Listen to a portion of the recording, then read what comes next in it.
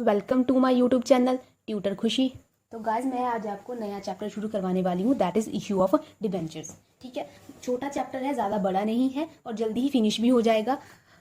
और इसमें से आपको 3 से 4 मार्क्स का क्वेश्चन आता है एग्जाम में। 3 से 4 मार्क्स का क्वेश्चन आता है, बड़ा क्वेश्चन नहीं आता है फुल फ्लेज जैसा होता है आपका, छोटा क्वेश्चन आता है। 3 से 4 मार्क्स की वेटेज है इस चैप्टर की।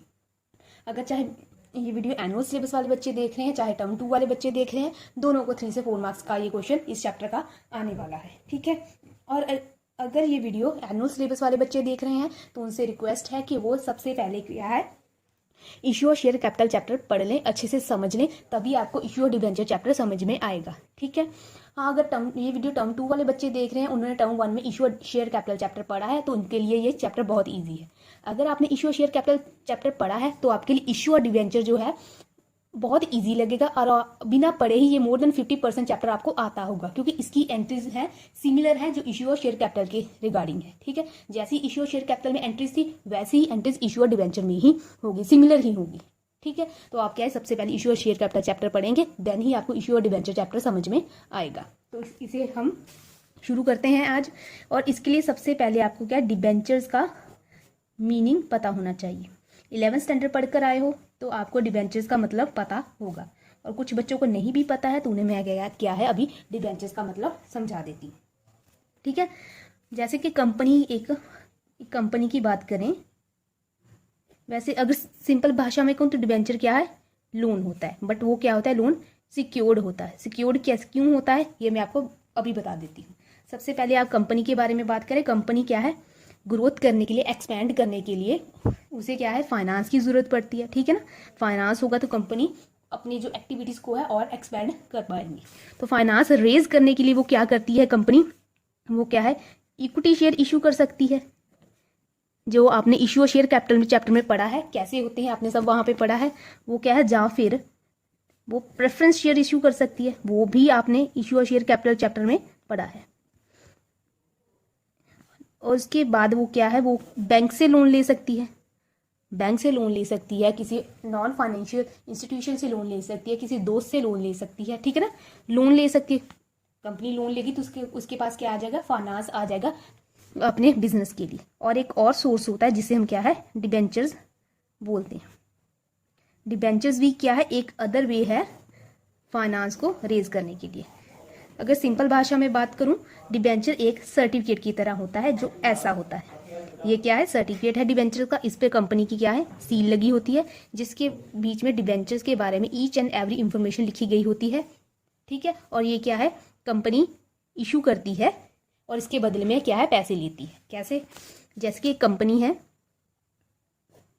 वो फाइनेंस रेज कर रही है by the way of debenture. Debentures की मदद से क्या है, वो फाइनेंस रेज करिए, और डिबेंचर किसको इशू कर रही है, पब्लिक को। ठीक है, तो कंपनी क्या करेगी, लोगों को डिबेंचर्स देगी, ये वाली सर्टिफिकेट क्या है, लोगों को देगी, डिबेंचर्स देगी, और लोग इसके बदले में क्या है, कंपनी को क्या देंगे, पैसे, मनी या फाइनेंस।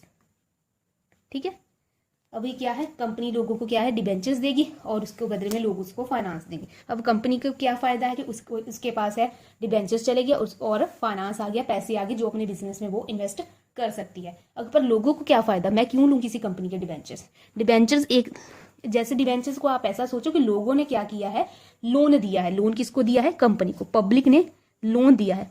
डिबेंचर्स क्या है, लोन है, लोगों ने लोन दिया है कंपनी को। ठीक है, पैसे दे दिए कंपनी को, उसके बदले में सिक्योरिटी में क्या है रखा, लोगों ने कंपनी के डिबेंचर्स रखे। डिबेंचर्स पे कंपनी को एक फिक्स्ड रेट ऑफ इंटरेस्ट देना पड़ता है। ठीक है ना, एक फिक्स्ड रेट ऑफ इंटरेस्ट है डिबेंचर्स पे कंपनी, और जैसे हमने बैंक से लोन लिया तो हम क्या उस पर इंटरेस्ट पे करते हैं। ठीक है, वैसे ही अगर पब्लिक ने क्या है, पैसे दिए होंगे, लोन दिया होगा कंपनी को, तो कंपनी भी उस पर क्या है, इंटरेस्ट पे करेगी। किसको पे करेगी, जिसको उसने डिबेंचर्स इशू किए होंगे, किसको इशू किए हैं, पब्लिक को। ठीक है, तो क्या उसके ऊपर फिक्स रेट ऑफ इंटरेस्ट देगी। और इस जो डिबेंचर्स हैं वो एक फिक्स टर्म के लिए इशू किए जाते हैं, फिक्स टर्म के लिए इशू किए जाते हैं, लाइक 5 years, 10 years।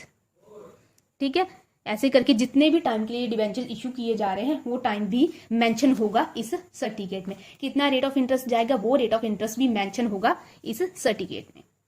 ठीक है। जैसे मान लीजिए कि 5 साल के लिए डिबेंचर्स लिए गए हैं, तो 5 साल बाद क्या होगा, कंपनी ने, मान लीजिए पब्लिक ने 5 लाख रुपए कंपनी को दिए हैं और ठीक है ना, और कंपनी ने 5 लाख की वैल्यू के डिबेंचर्स जो क्या है लोगों को दिए हैं।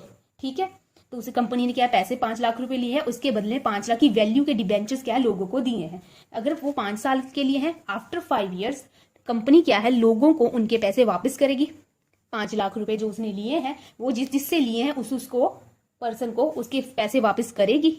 ठीक है, और उस पे उसको क्या है एक फिक्स रेट ऑफ इंटरेस्ट पे करना होगा। ये सिमिलर वैसे ही जैसे हम बैंक से लोन लेते हैं, हम बैंक से पैसे लेते हैं, एक फिक्स रेट ऑफ इंटरेस्ट क्या है हम उस पे करते हैं, और आफ्टर सम जितने टाइम के लिए हमने वो लोन लिया है उतने टाइम बाद हमें क्या है वो लोन रीपे करना होता है। बिल्कुल वैसे ही, बट सिक्योरिटी में ये क्या है डिबेंचर्स कंपनी पब्लिक को इशू करती है।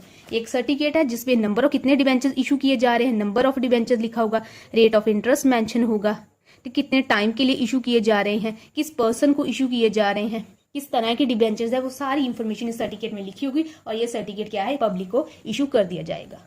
ठीक है, अब ये सिक्योर्ड क्यों है, सिक्योर्ड इसलिए है जैसे कि मैंने अभी बोला कि डिबेंचर मान लीजिए 5 ईयर्स के लिए इशू हुए हैं। अगर with in the period of 5 years अगर कंपनी वाइंड अप हो जाती है, वाइंड अप का मतलब क्या होता है बंद हो जाती है, तब क्या है डिबेंचर्स जो होल्डर होते हैं, डिबेंचर होल्डर वो होते हैं जिन्होंने क्या है डिबेंचर्स को लिया होता है। ठीक है, जिन्होंने डिबेंचर्स खरीदे होते हैं, अगर आपको सिंपल भाषा में समझाऊं तो। ठीक है, अगर कंपनी बंद भी हो रही होगी तो इनको डिबेंचर्स जो है होल्डर्स को उनके पैसे वापस मिलते हैं, चाहे कंपनी क्या है अपने एसेट्स बेचकर इनके पैसे पूरे करें, इनको इनके पैसे वापस मिलेंगे ही मिलेंगे, इनके पैसे डूबेंगे बिल्कुल भी नहीं। ठीक है, इसकी इनके पास ये सिक्योरिटी होती है। तो पब्लिक को फायदा ही फायदा है, 5 लाख रुपए देने हैं, 5 साल के लिए देने हैं, 5 साल बाद उनके पैसे वापस मिलेंगे ही मिलेंगे, इसकी एक श्योरिटी होती है, सिक्योरिटी होती है, उस पर उनको इंटरेस्ट अलग से मिलता है। इंटरेस्ट की कंपनी पे करेगी, पे किसको करती है पब्लिक को, तो इनको एक इनकम होती है इंटरेस्ट की पब्लिक को, उनके पैसे क्या फिक्स्ड होते हैं और इतने टाइम बाद उनको उनके पैसे मिलने ही मिले, इस बात की श्योरिटी होती है। ठीक है, तो दोनों के पास विन विन की सिचुएशन होती है, कंपनी के पास भी और पब्लिक के पास भी। ठीक है, इसकी मैं आपको छोटी सी एक एग्जांपल लेके समझा देती हूँ। मान लीजिए कोई ए पर्सन है, उसने क्या है 1000 डिबेंचर्स लिए हैं, और एक debenture at 100 each. At 100 each का क्या मतलब, ए पर्सन ने 1000 डिबेंचर लिए एट 100 ईच, तो उसने कंपनी को कितने पैसे पे किए होंगे, 1000 इंटू 100 दैट इज 1 लाख रुपए। कितने टाइम के लिए लिए हैं, मान लीजिए 7 ईयर्स के लिए लिए हैं, और इस पे रेट ऑफ इंटरेस्ट कितना जा रहा है, इंटरेस्ट रेट मान लीजिए इस पे जा रहा है 8%। ठीक है, तो अभी ए ने डिबेंचर्स खरीदे हैं, तो ए क्या है, ए है डिबेंचर होल्डर, ए है डिबेंचर होल्डर। ठीक है, और डिबेंचर इशू किसने किए होंगे, कंपनी ने इशू किए होंगे। अब ए के पॉइंट ऑफ व्यू से बात करते हैं, ए ने क्या है 1 लाख रुपए डिबेंचर ले लिए हैं। ठीक है, 7 साल के लिए लिए हैं, और after the expiry of 7 year, after 7 years A को उसके जो 1 लाख रुपया उसने दिया है कंपनी को, वो क्या है रीपे हो जाएगा, रीपे हो जाएगा। इसको हम क्या है रिडेम्पशन बोलते हैं, एक टेक्निकल वर्ड होता है, हम वो यूज करेंगे, इसको रिडेम्पशन बोलते हैं। रिडेम्पशन हो जाएगी डिबेंचर्स की after the expiry of 7 year. ठीक है, 1 लाख रुपया उसको क्या है कंपनी की तरफ से वापस मिल जाएगा, और ए को एनुअली